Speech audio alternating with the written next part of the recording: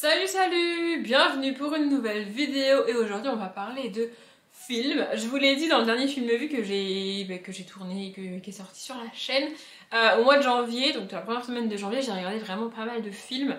Le but c'était de re-regarder, enfin de re-regarder, non justement de regarder et de découvrir des grands classiques du cinéma que je n'avais jamais vu. Et il me reste 4 films que j'ai regardés sur cette semaine-là et dont j'ai pas parlé en vidéo, en tout cas pas dans une vidéo film vue, j'en ai parlé en vlog évidemment. Je vous remettrai les vlogs en barre d'infos si jamais ça vous intéresse. Du coup, c'est des films que j'ai vus début janvier, donc je me suis dit qu'il était vraiment temps que j'en parle, donc c'est parti. Comme la dernière fois, enfin je l'ai dit dans la dernière vidéo film vue du coup, ce sont des très très grands classiques du cinéma que je n'avais jamais vus. Donc voilà, vous risquez d'être un petit peu choqués, un petit peu surpris si vous n'avez pas vu les vlogs. Mais voilà, le but c'était vraiment de rattraper mon retard et mes lacunes sur ces classiques que j'avais pas vus. Donc voilà, le premier c'est l'exception, voilà. C'est comme ça. Le premier, je l'avais déjà vu il y a très très très longtemps. Je l'avais vu quand je devais avoir quoi, 8-9 ans. Et j'avais des vagues souvenirs de scènes du film. Mais je voulais voir ce que j'en pensais adulte. Donc du coup, c'est pas vraiment une découverte, parce que je l'avais déjà vu. C'est La vie est un long fleuve tranquille. Et en vrai de vrai, j'ai été un peu déçue par ce film. Parce que l'histoire est bien. Il y a une petite morale, il y a quelque chose qui est développé quoi, mais j'ai vraiment l'impression d'avoir eu juste un morceau de l'histoire. C'est-à-dire que on suit les personnages pendant une toute petite partie de leur vie. Avant, t'as pas d'infos, et puis il n'y a pas vraiment de fin en fait. Il n'y a pas vraiment T'as juste l'impression que il fallait bien couper le film à ce moment-là, et donc le film est fini, mais l'histoire est pas finie. Je sais pas si vous voyez ce que je veux dire. Bref, pour ceux qui connaissent pas, La vie est un peu tranquille, c'est l'histoire de deux familles. Alors j'ai plus les noms, je suis désolée. Une famille très très riche et une famille très très pauvre. Et les deux femmes ont accouché le même jour, l'une d'une fille et l'autre d'un garçon.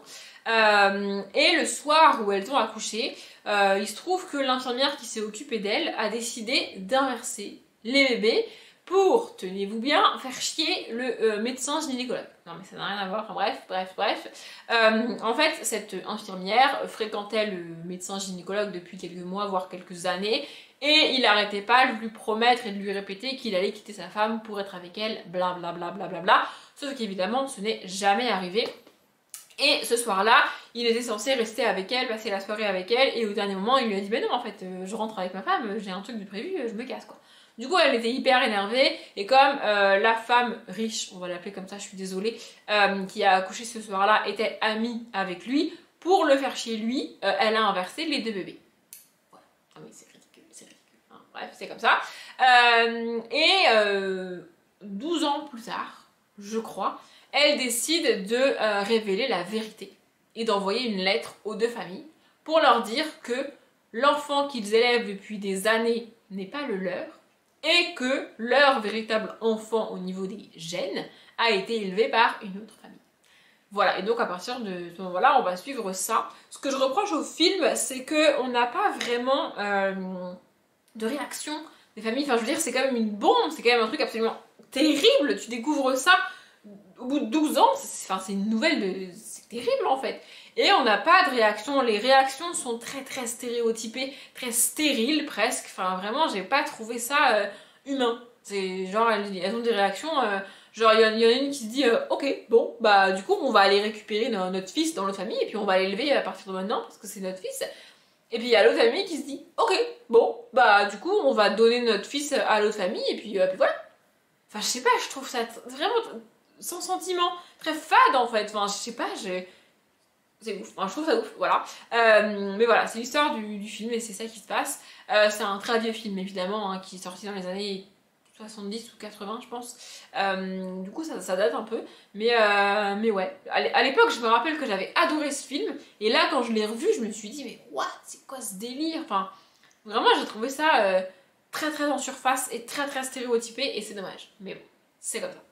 Le deuxième film est un classique d'un autre genre et d'un genre que je regarde jamais, que je ne lis quasiment jamais, qui ne m'intéresse pas. Mais j'avais envie de le voir, j'avais envie de voir ce que ça donnait parce que c'est quand même un très très grand classique du cinéma américain du coup et dont j'entends beaucoup parler. C'est Retour vers le futur. Et en vrai, je m'attendais pas à aimer autant, mais j'ai adoré. Vraiment, je vais regarder le deuxième. Je crois qu'il y a un... Je suis sûre qu'il y a un deuxième. Je crois qu'il y a un troisième, mais je suis pas sûre. Bref. Je vais quand même résumer rapidement Retour vers le futur.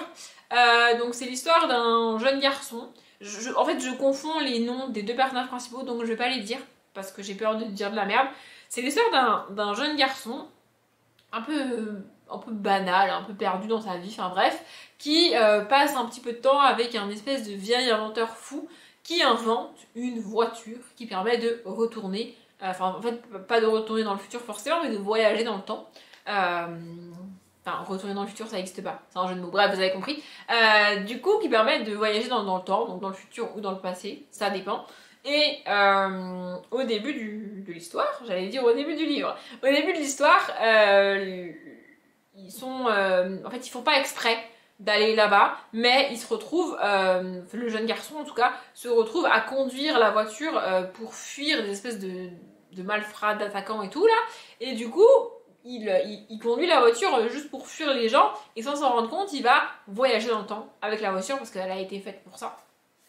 Et il se retrouve juste avant la rencontre de ses parents et il va, en fait, sans s'en rendre compte, il va modifier le passé et il va faire en sorte que ses parents ne se rencontrent pas, et ne se rencontrent pas, ne tombent pas amoureux et ne se mettent pas ensemble.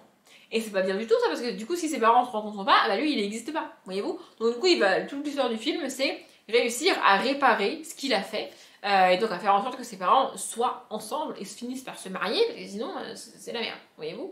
Et franchement j'ai adoré, vraiment j'ai trouvé ça génial dans l'ambiance et en même temps ça veut dire que la série est bien faite, mais dans l'ambiance ça m'a beaucoup rappelé Stranger Things, sachant que Stranger Things c'est une série qui est sortie il y a quelques années seulement et pas du tout dans les années 80 mais qui se passe dans les années 80. Du coup l'ambiance est vraiment cool parce que pour le coup Retour vers le futur ça se passe dans les années 80 et ça a été fait dans les années 80. Donc l'ambiance correspond parfaitement à l'époque à laquelle ça a été fait parce que c'est l'époque à laquelle ça a été fait, voyez-vous. Alors que Stranger Things a été fait dans les années 2010 voire 2015, mais se passe dans les années 80 et franchement l'ambiance est la même, donc la série est bien faite pour le coup. Bref, ça m'a rappelé Stranger Things, faut pas chercher. Et j'ai adoré, vraiment j'ai adoré ce film. J'avais peur de le regarder parce qu'on parle quand même de science-fiction, c'est un genre que j'aime pas, c'est un truc avec lequel j'ai beaucoup de mal. En fait, mon problème avec la science-fiction, et je m'en suis rendu compte avec ce film, c'est que en général, un film de science-fiction repose vraiment sur le côté science et sur le côté soit galaxie, soit virus chelou, soit martien, ça dépend. Et du coup, on a des personnages qui sont, à mon sens, pas vraiment développés et plutôt fades, et c'est pas le cas. Dans Retour vers le futur, on a des vrais personnages vraiment développés que je trouve vraiment cool et que j'ai adoré suivre. Voilà, je l'ai dit, j'ai pas encore regardé la suite à l'heure où je tourne cette vidéo, mais je vais le faire dans pas longtemps, j'espère, enfin, je veux en tout cas le faire dans pas longtemps. Mais vraiment, j'ai adoré ce film. Donc, si comme moi, vous appartenez à la catégorie, enfin, si comme moi, jusqu'à il y a quelques mois maintenant, vous appartenez à la catégorie des gens qui n'ont pas vu ce film, peu importe la raison, essayez, vraiment essayez, ça vaut le coup. Pour le troisième film, j'ai changé de genre et j'ai même changé de pays, puisque j'ai regardé un film japonais, un film d'animé japonais de Monsieur Miyazaki, évidemment. Et donc j'ai choisi Le Tombeau des Lucioles, qui est, si je ne me trompe pas, le premier ou au moins un des premiers qu'il a fait. Je connaissais le sujet du film avant de le regarder, mais j'ai quand même voulu le regarder. Je dis j'ai quand même voulu le regarder parce que c'est un thème que je fuis en général, à savoir la Seconde Guerre mondiale. Mais là, j'avais envie de regarder. Voilà, du coup, j'ai regardé. Et franchement, il est magnifique ce film. Enfin, je veux dire, tout le monde l'a déjà dit, hein, tout le monde l'a déjà vu. Enfin bref, mais ce film est magnifique, vraiment. Par contre, la fin, je ne m'attendais mais tellement pas à cette fin. Elle est d'une violence, mais c'est terrible. Vraiment, la fin de ce film, c'est horrible, c'est terrible. Vraiment, mon Dieu. Donc, c'est l'histoire de deux enfants, un garçon et sa petite sœur, qui vont se retrouver orphelins. Enfin, pas vraiment orphelins, mais plus ou moins orphelins. Au début du film, on est au Japon et on est sous les bombardements de la Seconde Guerre mondiale, donc, comme je l'ai dit. Et en fait, leur mère va être blessée et va mourir dans un de ces bombardements. Et leur père je crois qu'il conduit des bateaux. Je crois que c'est ça. Pour, donc de la marine japonaise pour la guerre. Donc du coup, il n'est pas là, il n'est pas avec eux. Et ils se retrouvent tout seuls. Leur visage a été littéralement rasé de la carte avec toutes les retombées de la pluie, après avec la poussière et tout, enfin bon, bref. Du coup, ils sont obligés de partir, ils sont obligés d'aller vivre chez leur tante, je crois.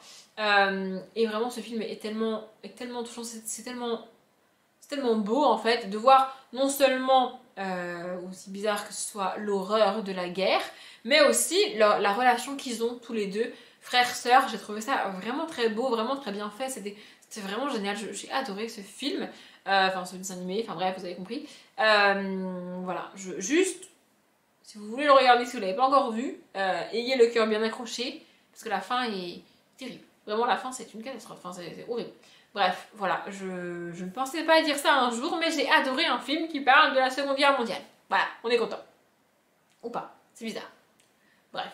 Le dernier, je le vois et je me rends compte que je ne sais même pas comment le résumer en fait. Vraiment, je ne sais même pas comment le résumer. Donc c'est Forrest Gump. Je n'avais jamais vu Forrest Gump. J'avais entendu parler évidemment de Forrest Gump, je connaissais. Et en fait, je me suis rendu compte en commençant le film que je connaissais même pas l'histoire en fait. Autant Retour vers le futur, je connaissais l'histoire. Le tombeau des Lucioles, j'avais le thème. Mais Forrest Gump, je ne connaissais pas l'histoire. En fait. Et en fait, c'est un film qui est construit de manière très très particulière. C'est-à-dire qu'on a Forrest Gump à l'âge adulte qui doit avoir peut-être une quarantaine d'années, qui est assis sur un banc, dans le bus, a priori, et les gens vont venir s'asseoir à côté de lui parce qu'ils descendent du bus, parce qu'ils attendent le bus, parce qu'ils passent, parce que voilà, et il va raconter sa vie à ces gens, et nous on a en image sa vie, donc son enfance, son adolescence et le début de sa vie d'adulte. Forrest Gump est un personnage très particulier parce que il a une maladie, c'est pas vraiment détaillé, c'est pas vraiment expliqué, mais en gros, il a un problème moteur au niveau des jambes et il a aussi un espèce de retard mental. En gros, il est autiste, mais il n'a pas été diagnostiqué, enfin, je pense que c'est ça. Il a une maladie pour moi comme ça, autiste ou une autre maladie qui se rapproche de l'autisme. C'est juste qu'il n'a pas été diagnostiqué et du coup, bah, on le prend pour un attardé. Voilà. Et donc il vit avec sa mère parce que son père est parti, je sais pas pourquoi. Et donc voilà, on a sa vie, il va à l'école, il rencontre une jeune fille, ils deviennent amis, elle l'aide beaucoup. Et il va, alors qu'il a des problèmes moteurs, je le rappelle, au niveau de ses jambes, se mettre à courir. On connaît tous cette scène et on connaît tous Forrest Gump qui court, c'est pas de surprise. Et en fait, moi je ne savais pas ça. Je ne connaissais pas la raison qui fait qu'il s'est mis à courir, mais elle est horrible en fait. Bref, du coup voilà, il se met à courir quand il est jeune, et puis ensuite il va à la fac, et puis ensuite il entre dans l'armée. Et donc il part à la guerre au Vietnam, je crois, un truc comme ça. Je crois que c'est la guerre du Vietnam qu'il fait. Et voilà, et on suit ça. Et du coup, quand il revient de la guerre, c'est cette fameuse scène où il décide de se mettre à courir, et il va courir tous les jours, tout le temps, pendant des mois et des mois. Voilà, et donc c'est comme ça qu'il devient célèbre dans le film et dans le monde pour nous aussi. Voilà, je l'ai dit dans le vlog, il me semble, ce qui pour moi fait la force du film, c'est le personnage, la construction du personnage évidemment, mais surtout l'acteur. Je veux dire, je sais pas s'il a eu un prix nominé ou quoi, j'ai pas vérifié, j'ai pas regardé, mais Tom Hanks est juste magistral dans ce film, c'est un truc de ouf, vraiment. Et j'ai adoré ce film, de nouveau la fin, et faudrait arrêter de faire des fins tristes. Enfin, je veux dire, j'adore les fins tristes, j'adore les films tristes, mais est-ce qu'on pourrait pas avoir un film beau avec une belle fin pour une fois? Parce que là, la fin est horrible en fait, enfin vraiment, c'est terrible, terrible, terrible. J'ai passé ma semaine à pleurer, à regarder des films tristes, vous me direz, t'avais qu'à mieux choisir tes films, pas faux, mais vraiment la fin est terrible, c'est horrible, voilà. Et je pense que Forrest Gump est un film qu'il faut regarder au moins 2 fois, parce que je l'ai pas fait encore, mais je pense qu'au deuxième visionnage, il y a des trucs que tu vois que t'as pas vu au premier. Je pense que c'est ce genre de film, tu vois que je le re-regarde pour ça, mais vraiment, c'est un classique du cinéma, c'était pas pour rien, c'est un film absolument génial, touchant, merveilleux, magnifique, enfin tout ce que vous voulez, vraiment j'ai adoré ce film, et je répète, vraiment, Tom Hanks est juste, en fait il porte littéralement tout le film à lui tout seul, et sans lui, il n'y a pas de film, et si ça avait été un autre acteur, le film n'aurait pas ressemblé à ça, c'est sûr. Enfin vraiment, j'ai adoré le film, l'acteur, le personnage, j'ai tout aimé. Voilà, je suis juste un peu dégoûtée d'avoir attendu autant avant de regarder ce film pour la première fois, mais bon, c'est pas très grave. Au moins maintenant, je l'ai regardé. À l'heure où je tourne cette vidéo, j'ai pas encore regardé d'autres films depuis cette semaine du mois de janvier parce que j'ai pas eu le temps, parce que j'ai fait d'autres trucs, enfin bon bref. Enfin si, j'ai fait un marathon Harry Potter, mais je pense pas que je vais faire une vidéo sur Harry Potter. Enfin d'ailleurs dites-moi si vous voulez que je fasse un film vu. Alors je ferai un film vu sur les 7, enfin sur les 8 films Harry Potter du coup. Si vous voulez, je peux revenir en détail sur chacun des films. Je peux faire ça en film vu si vous voulez, dites-moi si ça vous intéresse. Peut-être je le ferai même si personne ne me répond, je sais pas, voilà, je viens d'avoir l'idée. Mais à part ça, j'ai pas regardé d'autres films depuis, donc j'ai pas de quoi faire un autre film vu. Du coup, si vous avez des films à me conseiller, n'hésitez pas, peut-être je les aurais déjà vus, peut-être pas, mais allez-y en commentaire, vraiment allez-y, ça m'intéresse. Je vais continuer à découvrir des classiques du cinéma comme ça que j'ai pas vu. Du coup, si vous avez des classiques à me conseiller, des classiques qui vous viennent en tête là, peut-être je les ai déjà vus, peut-être pas, mais dites-moi en commentaire, ça m'intéresse vraiment. Bref, je m'arrête là. Comme d'habitude, je vous souhaite une bonne journée, un bon après-midi, un bon appétit ou une bonne nuit. Et je vous dis à bientôt!